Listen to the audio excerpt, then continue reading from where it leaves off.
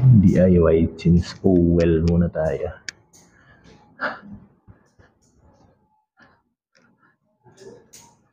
Baka bigla tayong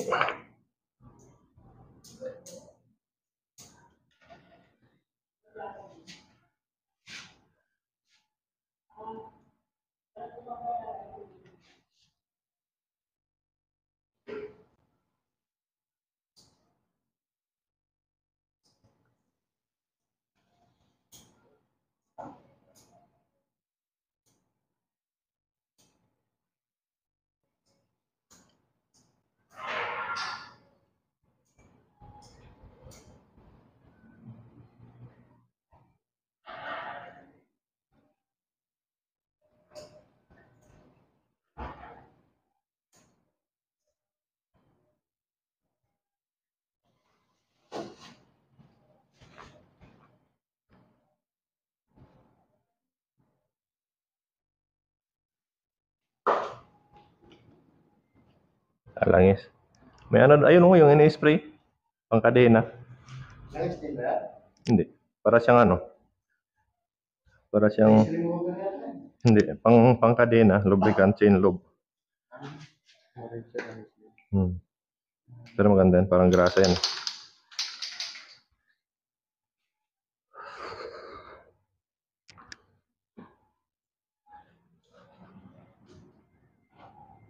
So, ayun.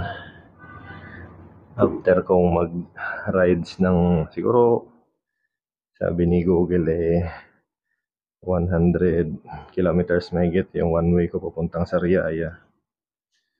Ito na yung tsura niya. Maitim-itim na. Tapos nag-change oil ako kasi baka may bigla ang rides na naman. Para lang panatag yung isip.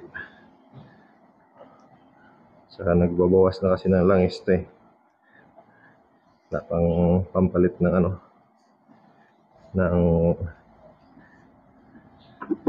wala pang pampalit ng wala nito ring piston, at pinakamalala nito ay yung bore sa block. Sabi ni Sir Sonmoto, yun ang pinaka worst, magpapalit ng block. Salangan mo natin na langis.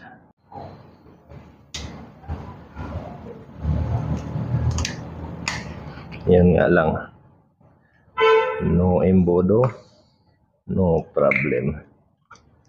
Gawa natin ang paraan yan. Hindi maabot yung backrings ko.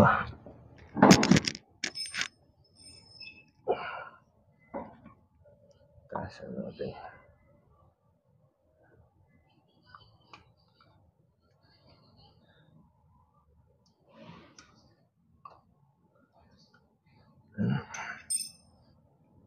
Dali, 1 litrong Shell Advance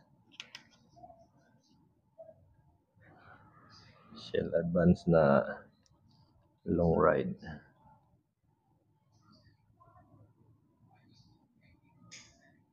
Dandan lang para hindi umapaw yung yan langis.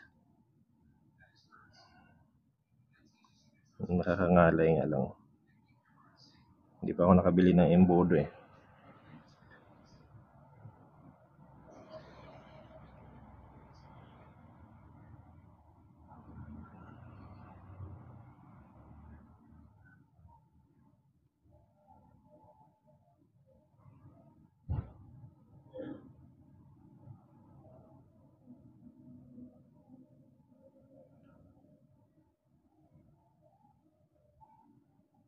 Hindi ko sinasabing gayahin nyo to na papel lang yung ginamit ko pang embodo, pero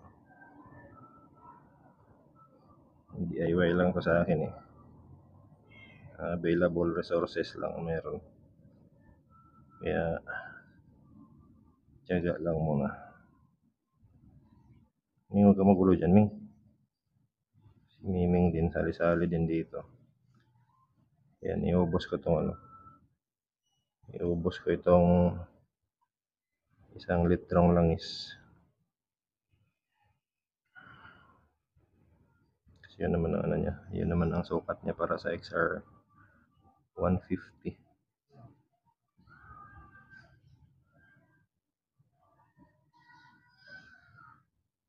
Huwag ka magulo. Nagkaano ko nung langis dito. Mabuhusan ko may. Ayan na. Naubos na. Si Miming talaga eh. Kung kailan naman may ginagawa ko dito eh. Hanggang sa huling patak. Sayang eh.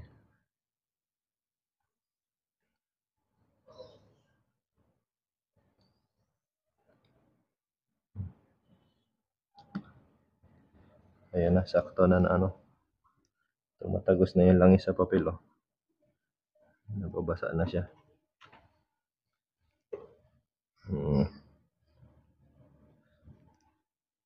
Huwag niyong gagayahin to ha. Baka mamaya may mahulog na particles dun sa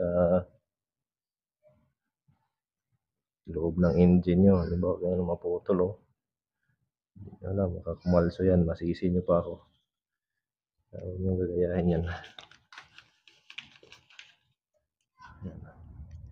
May kinuyomos na yung imbodo.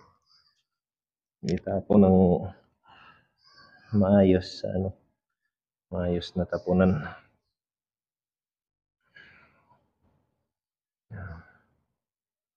May balahibo pa ng pusa na sumama. Pambihira.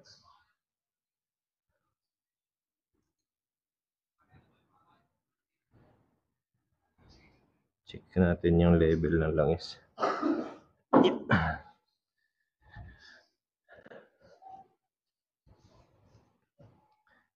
I-level muna natin siya ng ganyan. Para sakto yung ano. Makikita natin. Sobrang tagilid kasi ito eh.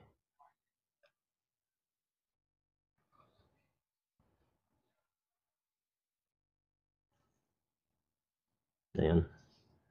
Sakto yung level oh. Malapit siyang ano. Malapit siyang mapuno.